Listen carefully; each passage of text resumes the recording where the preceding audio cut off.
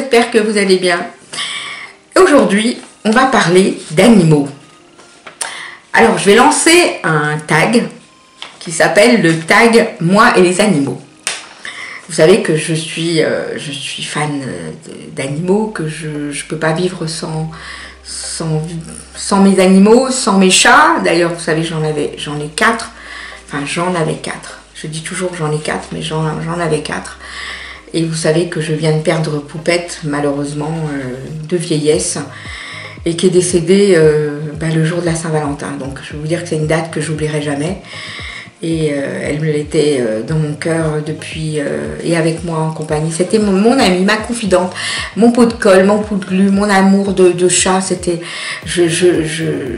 elle m'a fait traverser pendant ses 18 ans, elle a traversé avec moi plutôt des moments difficiles, parce que j'ai eu des moments difficiles dans ma vie, et elle a toujours été là. Elle a toujours été là. Mes enfants étaient petits quand elle est arrivée dans la famille. J'étais en plein divorce. Mon fils avait 9 ans, ma fille 13. Je veux dire, voilà. Donc Poupette, c'est... voilà, c'était mon amie de toujours. Aujourd'hui, j'arrive... Enfin, là, ça fait quand même quelques jours. J'arrive à en parler un peu. J'ai des moments de coup de blues où je pleure parce qu'elle me manque, parce que j'en ai 3 autres, mais la 4e, elle n'est pas là. Et voilà. Donc j'avais envie de faire ce tag parce que pour moi, les animaux, c'est ma vie. Voilà, c'est ma vie. Alors, on va commencer par la première question qui est: que représentent les animaux pour toi? Alors pour moi, ça représente tout. C'est... je ne pourrais pas vivre sans avoir un animal, sans caresser un animal dans la rue, sans m'arrêter dans un champ quand il y a des chevaux, quand il y a des vaches, quand il y a... Enfin voilà, je suis... j'ai toujours été attirée par les animaux, j'ai toujours aimé les animaux, mais j'ai l'impression qu'en vieillissant, mon rapport avec l'animal est beaucoup plus passionnel et intense. Et c'est drôle ce que je dis là parce que je me dis que c'est pas quelque chose que j'avais à ce point. J'ai toujours aimé les animaux, mais là je suis vraiment... Comment je peux dire ça? Je pourrais pas vivre sans eux. J'ai besoin de leur compagnie, j'ai besoin d'aider les associations, c'est un besoin, voilà. Les associations de lutte contre la maltraitance animale, contre l'abandon, contre... Voilà, donc je suis toujours... voilà. Alors pour moi, ce que représentent ces animaux, c'est tout. Voilà. Quel est ton animal préféré? Alors évidemment, je pense que vous l'aurez deviné. Ben, mon animal préféré, c'est les chats. J'adore les chats. Tout en sachant que j'ai eu des chiens et que j'aime les chiens aussi. Et voilà, c'est mon animal préféré. Qu'en vis-tu aux animaux? Alors, une chose que nous n'avons plus, nous les hommes, c'est l'instinct. L'instinct de savoir si la personne est bonne ou mauvaise. Je peux vous garantir que quand je parle de Poupette, Poupette c'était mon chat test. Parce que Poupette était... vous allez me prendre pour une folle, mais ils sont presque médiums, les chats, les animaux. Ils ressentent les catastrophes, ils ressentent les tremblements de terre, ils ressentent les feux, ils ressentent tout ça. Et ils ressentent aussi la nature humaine. Et malheureusement, même si vous êtes une mauvaise personne qui le maltraite, cet animal, il vous aimera, sans condition, sans détour. Et ça c'est exceptionnel.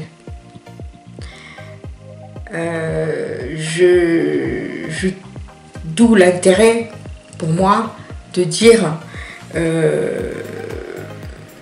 que je reviens à Poupette parce que je suis très émue, excusez-moi.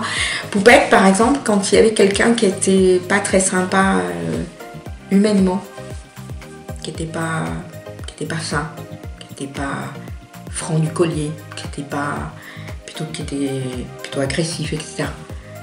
Jamais elle ne se mettait sur ses genoux.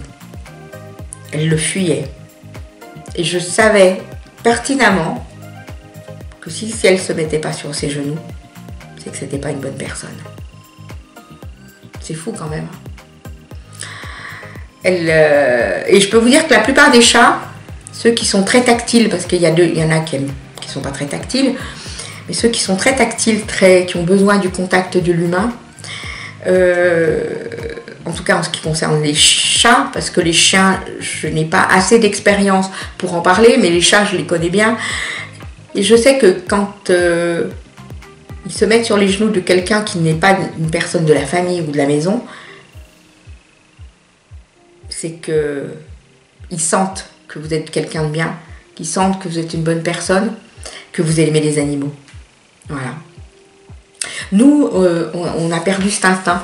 On a tendance plutôt à faire confiance à des gens qui sont beaux parleurs, qui sont manipulateurs, narcissiques, qui sont méchants, qui ont un fond méchant.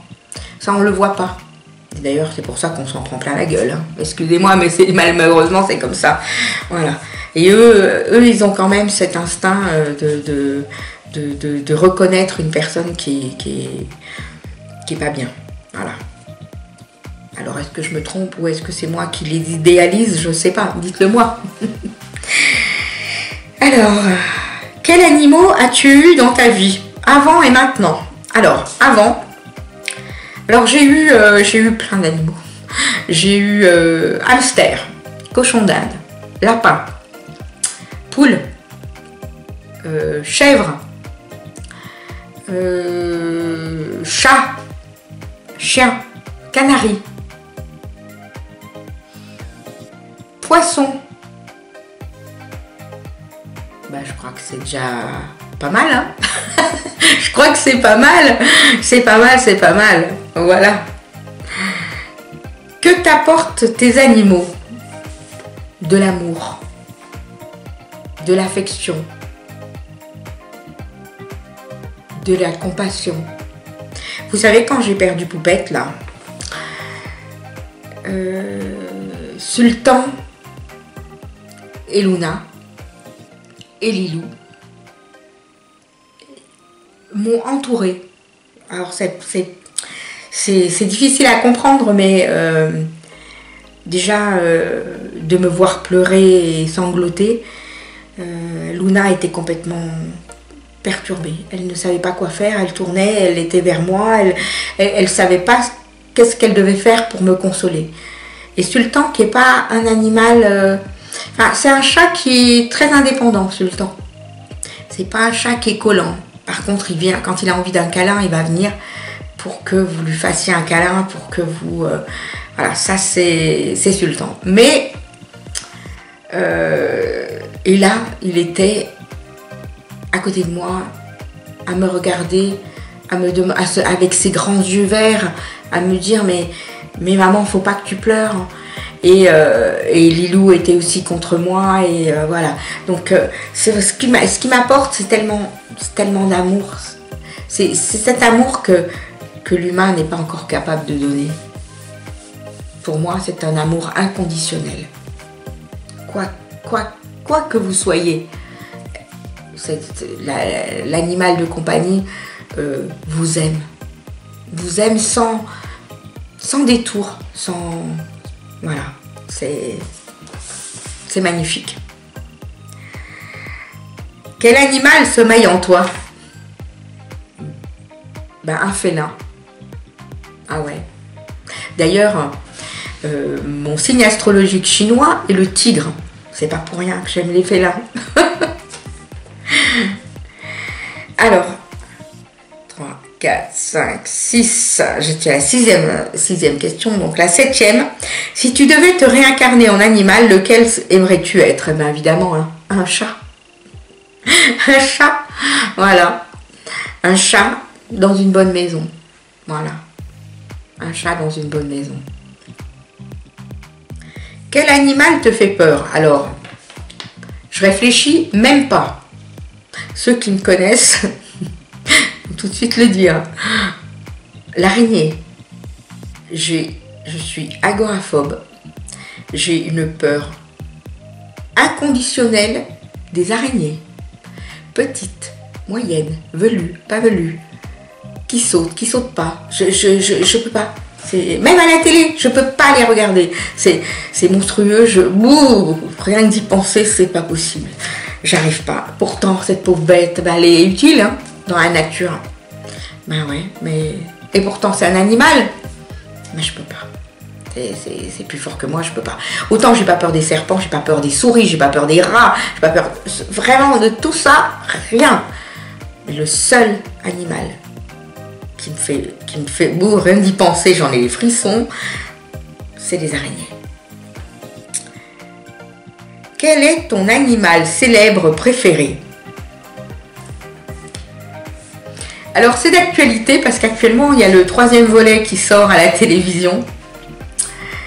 Et j'adore, j'ai toujours aimé, c'est Belle et Sébastien, et c'est Belle. Alors je vais vous raconter une petite anecdote réelle, entre guillemets story time. J'ai vécu dans les Alpes de Haute-Provence, à côté de Digne-les-Bains, dans un village où il y a 50 bonnes âmes qui vivent. Et c'est un village où il y a beaucoup de moutons, beaucoup de chèvres, surtout des moutons, mais des moutons, des agneaux, puisque étant proche de Sisteron, ils font des élevages d'agneaux pour la consommation. Et évidemment, il y a toujours des patous qui surveillent ces moutons. Et j'avais un voisin donc, qui était agriculteur et éleveur, et qui avait 3 patous. Parmi ces 3 patous, il y en avait un, c'est pas plus exactement une, qui s'appelait Belle. Mais elle ressemblait à Belle, de Belle et Sébastien.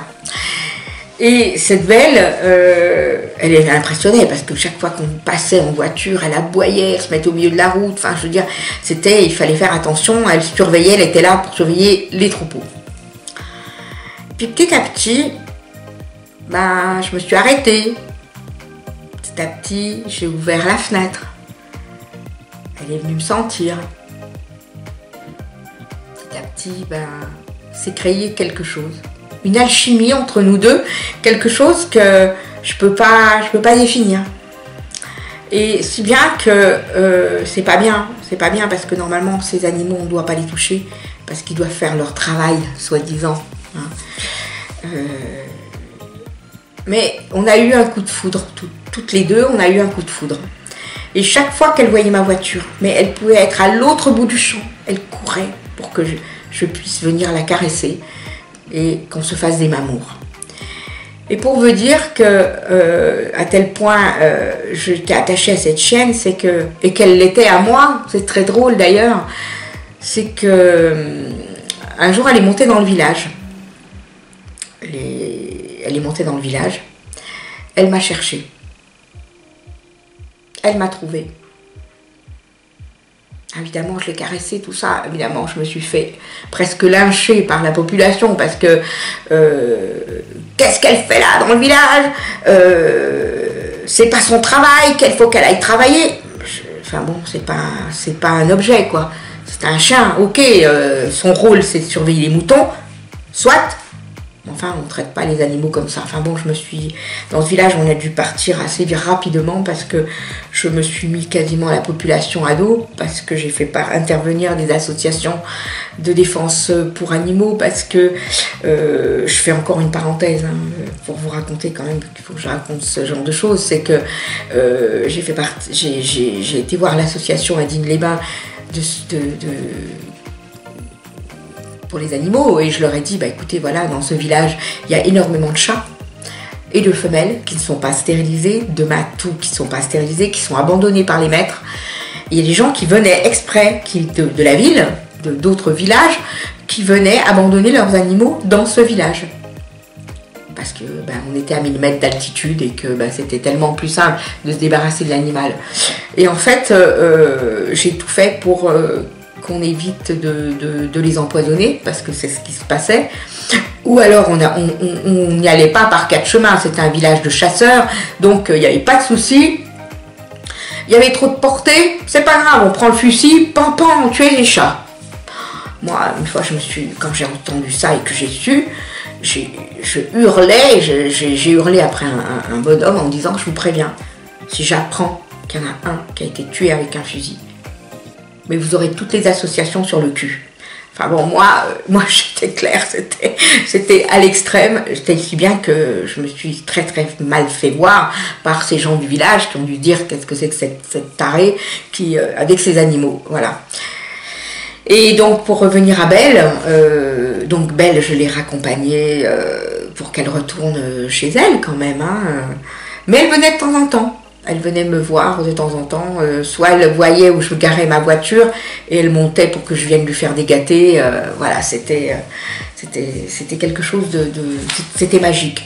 Et quand j'ai déménagé, que je suis partie, donc avec mon mari on est parti, en partant, mais je pleurais parce que j'ai dit je la reverrai pas. Ouais. Enfin, allez, je suis submergée d'émotions, excusez-moi. Alors, ensuite, c'est la dernière question. Si tu en avais la possibilité, quel animal aimerais-tu avoir avec toi? Un animal?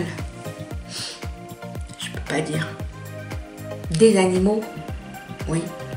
Alors, si j'en avais la possibilité, je recueillerais énormément d'animaux qui ont été abandonnés. J'avais dit à mon mari, si un jour on a la possibilité d'avoir un grand terrain, j'aimerais aller récupérer des chevaux destinés à l'abattoir, des animaux en fin de vie, que ce soit chats, chiens, et leur apporter tout l'amour qu'ils ont besoin pour les derniers jours. C'est pour ça que je fais aussi cette vidéo, parce que j'ai envie de donner envie. C'est-à-dire que tout le monde a tendance à vouloir des chiots, des chatons. C'est bien. Mais il y a trop d'animaux dans les refuges. Et ces chiens, ces chats qui sont abandonnés, avant d'aller en acheter un, c'est pas mal d'aller leur apporter un peu d'amour. Vous dites, c'est un vieux chien, on va pas le garder longtemps, mais ça fait rien. Vous gardez 1 an, vous gardez 2 ans. Vous êtes attaché, ok, vous aurez de la peine. Mais vous lui aurez apporté 2 ans de bonheur. Voilà. Alors vous voyez, j'ai un rapport avec les animaux d'amour extrême, parce que voilà, c'est comme ça, c'est ma nature. Et puis voilà, donc ce tag est terminé. J'espère que vous avez apprécié ce petit moment passé en ma compagnie. Et puis je ne vais pas taguer quelqu'un en particulier. Je dirais plutôt ceux qui ont envie et qui se sentent concernés par la cause animale et qui sont amoureux des animaux, de faire ce tag. Voilà. En tout cas, je vous fais de gros bisous. Commentez cette vidéo, likez, et puis pour ceux qui ne le sont pas encore, abonnez-vous. Je vous fais de gros bisous, je vous dis à très bientôt. Au revoir.